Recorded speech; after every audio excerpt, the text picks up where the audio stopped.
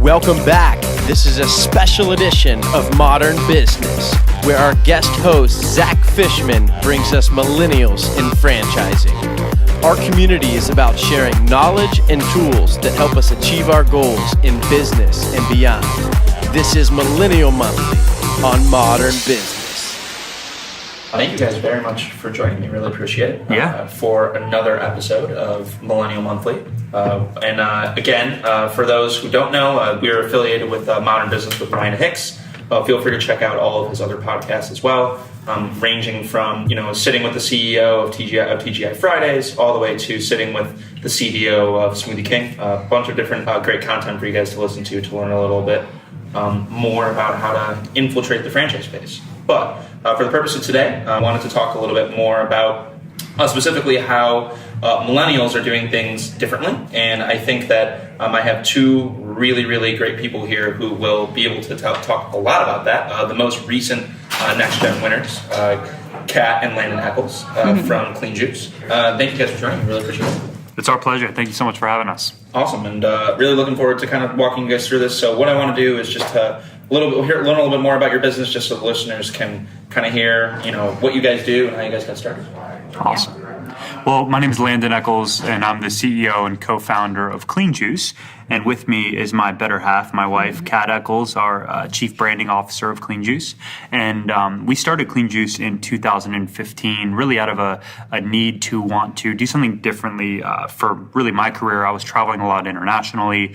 We had 3 kids and 1 on the way at that time. So traveling a lot, and while also trying to raise a young family was not very fun on the family side. So we decided that we wanted to open something together. My wife has been very passionate about juicing and smoothies and just really eating clean and organically. And really, as we looked around in the marketplace, we just couldn't find anything that we could franchise, and we decided to just really do it ourselves. And that's how we came up with the idea of doing Clean Juice. Mm-hmm. Awesome. And so just follow-up question to that. So how many stores do you guys have open, and where are you guys based, and where are the stores currently at the moment in terms of geographic area? So our home office is out of Charlotte, North Carolina. We have 45 open stores now. Many are in the Southeast region, but we have stores in Texas and Louisiana and all the way out to Phoenix in California and as far north as Pittsburgh and Philadelphia. Awesome. And Michigan. Wow. And Michigan, you're right. Definitely a pretty good blanket. And how many are you guys open now? We have 45 open, and then another 75 in development. Awesome. So folks, just for you guys to reiterate a little bit, they started franchising in 2015. That's definitely some pretty impressive growth. And I would really love to hear a little bit more about how you guys kind of put your own millennial spin on the brand, because I think that in a lot of ways we have a lot of franchising when people often think about it. They often think of McDonald's, they often think of TGI Fridays, a lot of other brands that have been around for a while, have a ton of brand equity, but may not be as good at innovating as quickly. But obviously, you guys can be much more nimble. So we'd love to hear how you guys were able to differentiate yourself and kind of put our generation's spin on it. Mm-hmm. So what was really important to me when starting this was that USDA organic seal. That's the way that we ate at home. I bought everything organic from dairy, meat, vegetables, fruits, all the way down to my spices. So when you're out on the go, there's nothing that you can get if you're eating that way. I mean, even sometimes, Whole Foods Hot Bar doesn't have all organic, or they use canola oil. And, just unfortunately, we're all so busy, but we all really want to make sure that we're fueling our bodies correctly. And I just couldn't find anywhere out there that was doing it really, really well. So Clean Juice is completely USDA certified organic. So every single thing in our store is certified organic. Which is really important when you're coming in to do a juice or a green smoothie, because you're choosing that because you want to be healthy, right? It's not like you're going to get a burger and fries where it's kind of a little bit of a treat. You're choosing to go get a juice because you're choosing your health. So why wouldn't that product be as premier and as healthy as it possibly can be? And really, we believe that conventional produce it's sprayed with pesticides, so it's pretty harmful. Some of these juices, you're putting pounds of vegetables into a juice, and you're squeezing all the stuff out of it. So you're literally squeezing the pesticides into this juice that you're drinking. And it's kind of counterintuitive. And I think that's really important to millennials, because millennials really care about what goes into their body, and they care about just the transparency of what companies are doing. So we just always wanted to make sure that was at the forefront of our business model. And they don't want to be tricked, right? So if a millennial, really any guest is walking into a their juice and smoothie bar, they feel like they're going there to make a health conscious decision to buy a product that's going to be good for them. And what we just found is that a lot of other brands out there are saying that they're serving health and wellness, but that ends up not being the case. To talk more about what we do, we don't add white sugar. Everything is certified organic. Every single ingredient that's in every single one of our products is listed on the menu board. So there's total transparency with our guests, and through that transparency, we build trust with our millennials. Awesome. Love that. And I think that I couldn't agree more in terms of the transparency and like really wanting millennials to, the authenticity of your brand has clearly shown. I think that you guys have really let that bleed through in terms of your strategy, and I think it's definitely something that a lot of folks are definitely going to see as a trend. If you've listened to Millennial Monthly episodes in the past, you're probably going to see that this is definitely a trend that you guys should pay attention to. But in terms of franchise development on that side of it, we'd love to hear you guys talk a little bit more about how you guys have gone after millennial franchisees and kind of what methods you've used to actually do that. Mm-hmm. Well, it's kind of cool, and we didn't do this on purpose, but because a lot of our customers are millennials, a lot of them have gotten their parents into buying franchises for them. They've all worked together as a family to develop the store. So it's been a really cool model where, you have a kid that's maybe right out of college or didn't want to go that path. They're, young 20s, and they're figuring out what to do, and they love Clean Juice. So they go to their parents and say, I love Clean Juice. This is the future. Like, how can we get in this together? And then they all come in together and build out these stores. So that's been a really cool kind of unique twist on getting millennials into our system that might not have the capital otherwise. Absolutely. And so in terms of how you guys are doing that, or for the most part, these people are customers that are just going to your website and they're just checking it out, and that's pretty much how it goes. Mm-hmm. Awesome. Great. And so if you guys could, would love to hear a little bit more about your consumer strategy. I imagine that you guys are very millennial-centric just in terms of what you guys do. I think that the juicing industry is certainly something that the millennial generation has really taken by storm, and so we'd love to hear kind of how you guys differentiate yourselves and how you guys think about it with a millennial lens.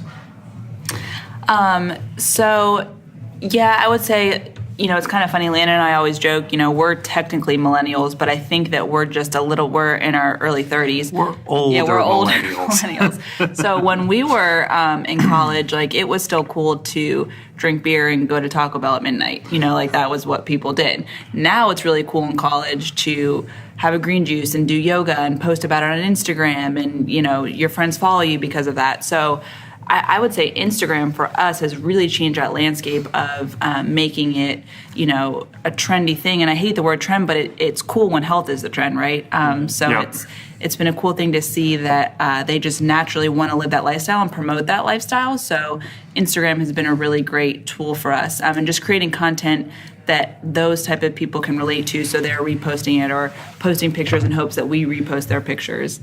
So we really try to create an Instagrammable brand. And I think from a macro perspective, organic, the industry of organic about 10 years ago was a $5 billion industry, which is pretty big. But last year it was a $50 billion industry. And over the next 6 years, it's supposed to be a $350 billion industry. So we really believe that, when it comes to our consumers, we're giving them what they want, but in a quick serve on the go setting. And we're the first to really do that. So I think that that's how we've been able to generate so much really franchise development, franchise interest. We get about 1,000 franchise leads a quarter, which is a lot. So we have a team that works through those, and that's just people reaching out organically because they like the brand and they like the brand promise. Yeah, no, absolutely. And folks, I know that not everybody's that lucky to get that many leads and that often, especially when you don't really need to pay for them all that much. It's just all based off of user-generated content and PR and a couple things just within the local markets that are really driving leads. And I guess my question is, and I think what a lot of folks typically wonder is really about, as I'm sure you guys have been in the franchise space since 2015, but I'm sure you guys have identified relatively quickly as younger folks that people typically are still living and dying by the phone call. So we'd kind of love to hear how you guys are doing things from a process standpoint, because I think it'll be helpful for people that are older brands that are trying to reemerge to listen and learn from you guys in terms of what you guys do to stay in front of your customers, stay in front of your prospects, and all of that the right way. I would say something that we did halfway on accident is... it was mostly on accident, to be honest. So when we started, our fourth employee was one of our very closest friends, and she came on just to help us with basically HR and office management. So she just was awesome and organized, and she came on. And about 4 months into it, I would watch her talk to all the people that came in the door. And I said, Landon, she has to be our salesperson. That like she's better than you at selling this company. Hang on a second here. She just would she loved it more than anyone I knew. She could talk to people all day long and never got tired of it. So we quickly put her in charge of sales, and it's just been the most amazing natural thing. I've had literally grown men come in on Discovery Day and tear up talking about how awesome Stacy is, just because she's so relational and she gets down. When especially franchise sales, you can get really caught up in wanting to sell the lead on why the franchise is important for them, but she's really good at getting to know them and figuring out what they need and explaining how Clean Juice can fill that need in their lives. So I think that having that point person, like we hear all the time, I went through with a competitor and I was talking to some college-age kid that had no idea, he didn't know how to answer any of my questions, and I just had a bad experience, so I never called back. But then I called Stacy, and she was warm and she knew everything and she was educated. So Stacy really fields most of those leads and certainly any high potential leads. She's on the phone with them and she will talk to them. I mean, I'm not joking you, 11 p.m. at night she'll talk to them if they want to, any time. And I just think finding someone that loves your brand, is authentic, and protects your brand, right? If she has a phone call with someone that they could have all the money in the world, but if they're a jerk, she's like, sorry, you don't get a Discovery Day, we're not going to work with you. She's very protective of us and of bringing the right people in. So I think that she's a secret sauce. I say to Landon all the time, we can all leave, but nothing can ever happen to Stacy because this place will fall apart. So I hear that. And look, I think that this is something that we have said in a couple episodes here, guys, but I think that the idea behind making the people who work for the brand passionate, I think is super important, especially to the millennial generation. Folks, if you feel like people are drudging your office every day and they really, really don't like what they do, and you can see it in their eyes, then they're not going to be producing at the numbers that you want. That goes for operations, that goes for marketing, that goes for FranDev, it goes for everything. So definitely something to keep in mind.